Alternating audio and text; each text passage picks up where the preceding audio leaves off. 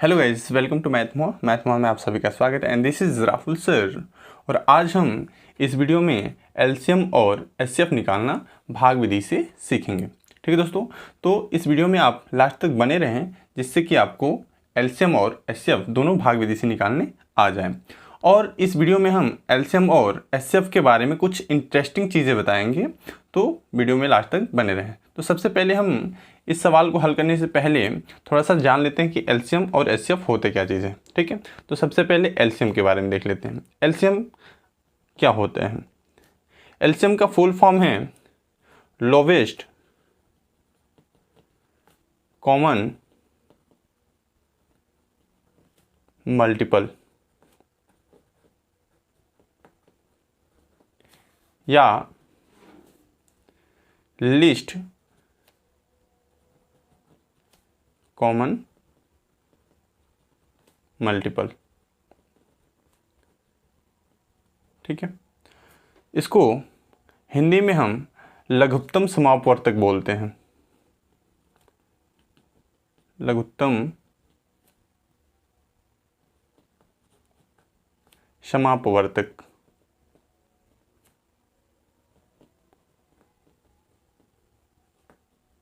ठीक है, इसको हम क्या बोलते हैं? लघुत्तम समापवर्तक बोलते हैं हिंदी में। ठीक है, और इसका डिफिनीशन जो होता है, इसका डिफिनीशन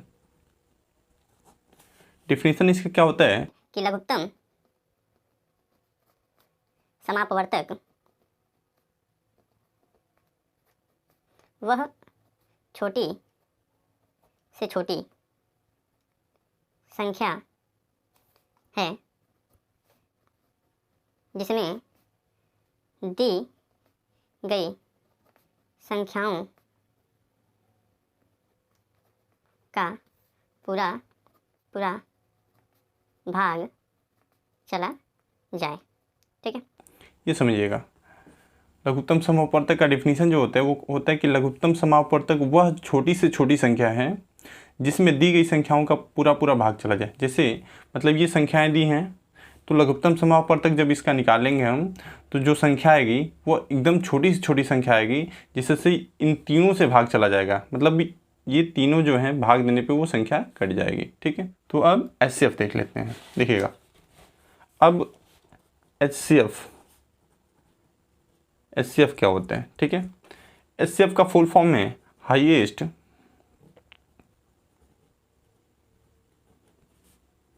कॉमन फैक्टर। ठीक है, एचसीएफ का फुल फॉर्म है हाईएस्ट कॉमन फैक्टर। ठीक है, या इसको हम जीसीडी भी बोलते हैं। जीसीडी का मतलब होता है ग्रेटेस्ट कॉमन डिवाइजर, या हम इसको जीसीडी को ग्रेटेस्ट कॉमन डिनोमिनेटर भी बोलते हैं।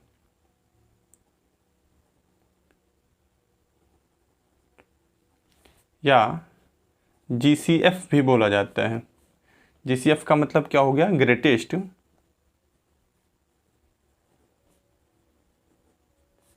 Common factor. ठीक है, ये चीज़ें आ गई होगी समझ में। ये सारी की सारी चीज़ें एक ही हैं।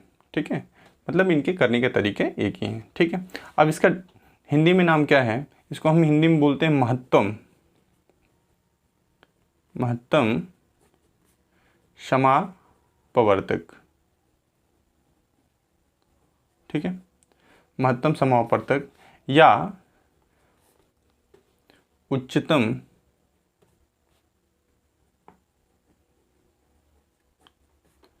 उभयनिष्ठ गुणनखंड। एचसीएफ का ये भी एक हिंदी नाम है, उच्चतम उभयनिष्ठ गुणनखंड। ठीक है दोस्तों, तो चलिए हम इसका डिफिनीशन देख लेते हैं। इसका डिफिनीशन क्या होता है एचसीएफ का? एचसीएफ किसे कहते हैं आखिर? महत्तम समापवर्तक यानी मस वह बड़ी से बड़ी संख्या होती है जिसके द्वारा दी गई संख्या में पूर्णतः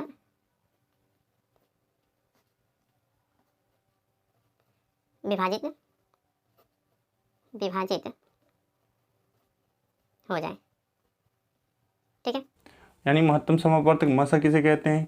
मसा वह बड़ी से बड़ी संख्या होती है जिसके द्वारा जो दी गई संख्याएं हैं वो क्या है, पूर्णतः विभाजित हो जाए।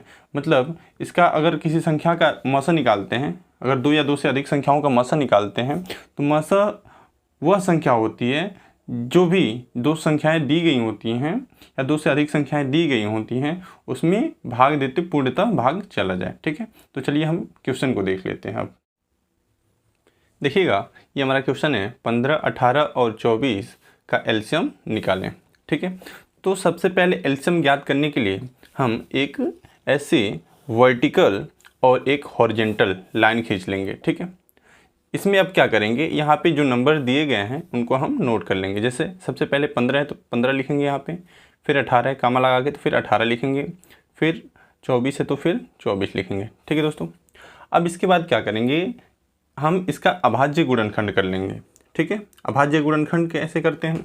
अभाज्य गुणनखंड जो है अभाज्य संख्याओं से करते हैं। जैसे सबसे छोटी अभाज्य संख्या कौन सी होती है? 2। तो सबसे पहले हम देखते हैं कि ये 2 से कटने वाला है कि नहीं है। ठीक है, उसके बाद 2 से जब नहीं कटता है तो फिर किससे देखते हैं? फिर अभाज्य संख्या यानी दूसरी अभाज्य संख्या कौन सी होती है? 3। तो फिर 3 से देखते हैं कि 3 से कोई कटने वाला है कि नहीं है। फिर 3 से नहीं कटेगा तो फिर किससे देखेंगे? फिर अगली अभाज्य संख्या यानी 5 से देखेंगे, फिर 7 से देखेंगे। ठीक है, तो ऐसे इसको अभाज्य गुणनखंड करते हैं। ठीक है, तो सबसे पहले हम किससे देखेंगे? 2 से।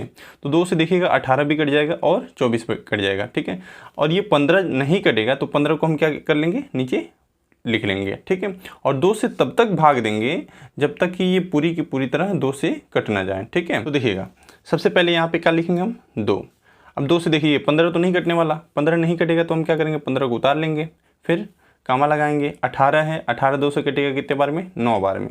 यानी 2 के पहाड़े में 18 जो है 9 बार में आ रहा है तो 9 लिख लेंगे यहाँ पे, फिर कामा लगाएंगे। फिर यहाँ पे देखिएगा 12 जो है 24 जो है 2 के पढ़ा में कितने बार में आ रहा है? 12 बार में आएगा। ठीक है, तो यहाँ पे 12 लिख लेंगे। ठीक है, अब यहाँ देखिए 15 2 से नहीं कटेगा, 9 भी 2 से नहीं कटेगा, लेकिन ये 12 भी 2 से कट रहा है तो अभी भी हम क्या लेंगे? 2 से भाग देंगे यहाँ पे। ठीक है, तो देखिए 15 नहीं कटेगा तो यहाँ पे 15 को नोट कर लेंगे, फिर 9 भी नहीं कटेगा तो 9 को नोट कर लेंगे। यहाँ पे 2 से जब भाग देंगे 12 में तो कितने बार में जाएगा? ये 6 बार में। ठीक है, तो ये 6 लिख लेंगे यहाँ पे। अभी भी देखिएगा ये 15 नहीं कटेगा, 9 नहीं कटेगा, अभी 6 कट रहा है, 6 कट रहा है तो अभी भी फिर क्या करेंगे? 2 से भाग देंगे। ठीक है, तो ये 15 है तो 15 लिख लेंगे यहाँ पे, 9 है तो 9 और 2 तिहाई 6। ठीक, अब यहाँ देखिएगा 15 भी 2 से नहीं कटेगा, 9 भी 2 से नहीं कटेगा और 3 भी 2 से नहीं कटेगा। तो अब किससे देखेंगे? फिर 2 के बाद अगली अभाज्य संख्या यानी 3 से अब देखेंगे। तो 3 से देखिए 15 भी कट जाएगा, 9 भी और 3 भी, मतलब 3 के पहाड़ा में 15 भी आता है, 9 भी आता है और 3 भी, तो 3 से भाग देंगे। यहाँ पे लिखेंगे 3, तो 3 पंजे कितना हो गया? 15 और 3 तरीका कितना हो गया? 9 और 3 एकम कितना हो गया? 3। ठीक है, अब यहाँ पे देखिएगा, अब इसके बाद क्या करेंगे? अब देखेंगे फिर इसमें 3 से कोई कट रहा है कि नहीं कट रहा है, तो 5 तो नहीं कटेगा लेकिन 3 कटेगा, तो यहाँ पे कितने बार ले जाएंगे हम? 3 से ये 5 नहीं कट रहा है तो 5 उतार लेंगे यहाँ पे।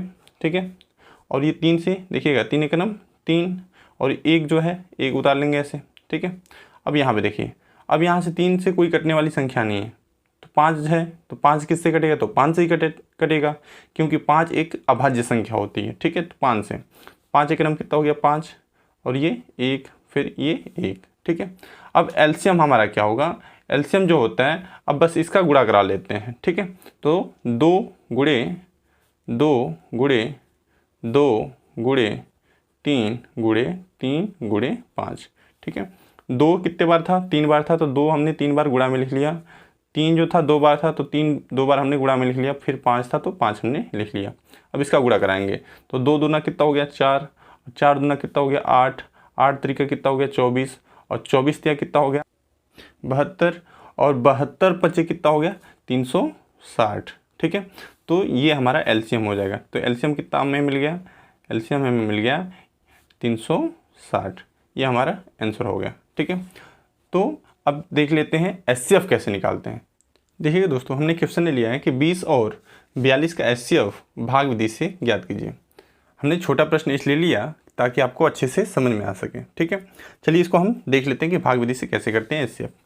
भाग विधि से HCF करने के लिए जैसे हम भाग देते हैं वैसा सिंबल बनाते हैं, वैसे उसी प्रकार का हम सिंबल बना लेंगे। ठीक है, अब यहाँ पे देखिएगा, सबसे पहले हम डिफाइन करेंगे कि इसमें छोटी संख्या कौन सी है, 20 छोटा है कि 42 छोटा है। तो जायज़ सी बात है कि 20 छोटा है, तो 20 को हम यहाँ लिखेंगे और 42 को यहाँ लिखेंगे। ठीक है, यानी 20 से हम भाग देंगे 42 में। ठीक है, अब 20 से कितने बार में भाग जाएगा 42 में, तो 2 बार में भाग जाएगा। तो 2 बार में हम पहाड़ा पढ़ेंगे, 20 दूना कितना हो गया 40। अब क्या करते हैं, भाग में घटाते हैं, तो इसमें भी क्या करेंगे, हम घटाएंगे। ठीक है, तो देखिएगा 42 में से जब 40 घटाएंगे तो कितना बचेगा 2। ठीक, अब क्या करेंगे, हम इस 2 से भाग देंगे 20 में, ऐसा कुछ सिंबल फिर बना लेंगे हम।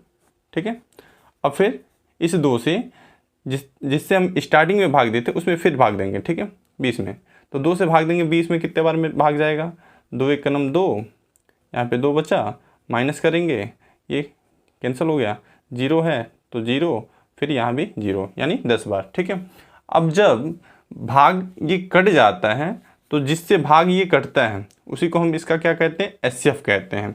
तो HCF 20 और 42 का क्या हो जाएगा, 2 से कटा है तो लिख लेंगे हम कि 2 हो जाएगा। ठीक है, चलिए एक और क्वेश्चन देख लेते हैं। देखिएगा, एक और हमने प्रश्न ले लिया, 140 और 15 का HCF भाग विधि से ज्ञात कीजिए।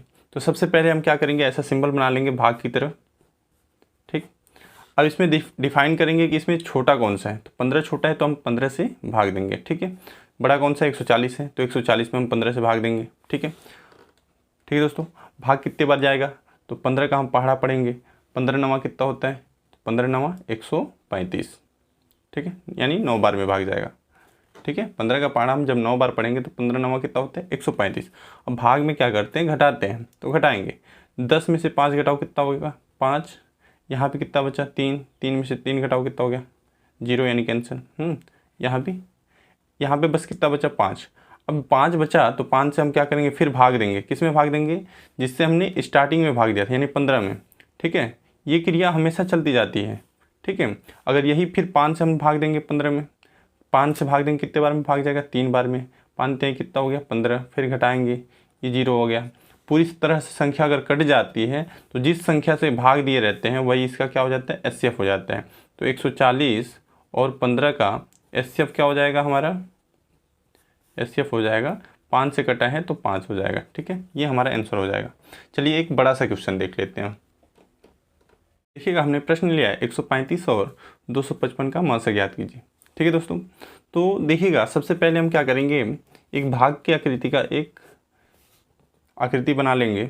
इसमें आप देखेंगे कि इसमें छोटा कौन सा है, तो यानी 135 छोटा है और 225 क्या है, बड़ा है। तो 135 को हम आगे लिखेंगे और 225 को बीच में लिखेंगे। ठीक है, अब 135 से हम इसमें क्या करेंगे, भाग देंगे। तो देखिएगा 135 से भाग अगर देंगे तो भाग कितने बार जाएगा, 1 बार। ठीक है, 2 बार अगर लेके जाएंगे तो कितना हो जाएगा, 270 हो जाएगा, जो इससे अधिक हो जाएगा, तो 1 बार भाग जाएगा। अब देखेंगे, घटाएंगे इसको, 135 माइनस करेंगे, 5 में से 5 घटाइएगा, कितना बचा 0, यहाँ पे बचा 2, 2 में से 3 घटाएंगे तो नहीं घटेगा, हाथ से लेंगे, यानी 12 हो जाएगा, 12 में से 3 घटाएंगे कितना बचेगा 9। ठीक है दोस्तों, यहाँ पे कितना बचा 1, अब 1 में से 1 घटाएंगे कितना हो गया 0, यानी कैंसर। अब जो 90 आया, अब 90 से क्या करेंगे, फिर भाग देंगे किसमें, हम 135 में, फिर ये ऐसे भाग की आकृति का एक बना लेंगे। अब 135 में भाग देंगे। ठीक है, कितने बार में भाग जाएगा, ये भी 1 बार में भाग जाएगा, क्योंकि 90 का अगर दोगुना करेंगे तो कितना हो गया 180। ठीक है, तो भाग कितने बार में जाएगा, 1 बार में, यानी 90 का नंबर कितना हो गया 90। अब घटाएंगे, ठीक है, 5 में से 0 घटाएंगे कितना हो गया 5। अब यहाँ पे देखिएगा 13 में से जब 9 घटाएंगे तो कितना बचा 4। ठीक है, अब फिर क्या करेंगे, अब 45 बचा, तो 45 से हम फिर भाग देंगे किसमें, 90 में। ठीक है, ऐसे ही ये प्रक्रिया चलती जाती है जब तक कि 0 ना जाए, यानी कैंसिल ना हो जाए। ठीक है, फिर 45 से भाग देंगे तो कितने बार में भाग जाएगा, 2 बार में, 45 दूना कितना हो गया 90, घटाएंगे कितना आ गया 0। ठीक है, ये 0 जब आ जाता है, यानी शेषफल जब हमारा 0 आ जाता है लास्ट में, तो जिस संख्या से हम भाग दिए रहते हैं, ठीक है, वही हमारा SCF हो जाता है। ठीक है, तो ये हमारा SCF हो जाएगा, SCF यानी 135 और 225 का SCF जो हो जाएगा वो कितना हो जाएगा, 45 हो जाएगा। ठीक है दोस्तों, ये आंसर हो जाएगा हमारा। उम्मीद करते हैं ये वीडियो आपको पसंद आई होगी। अगर पसंद आई हो तो वीडियो को लाइक, और हमारे चैनल पे अगर नए हैं तो प्लीज़ उसे सब्सक्राइब कर दीजिए और बेल आइकन की घंटी को दबा दीजिए, ताकि ऐसी ही आने वाली वीडियोज़ की नोटिफिकेशन आप तक पहुंचती रहे। मिलते हैं अगले वीडियो में, तब तक के लिए जय हिंद, जय भारत, वंदे मातरम।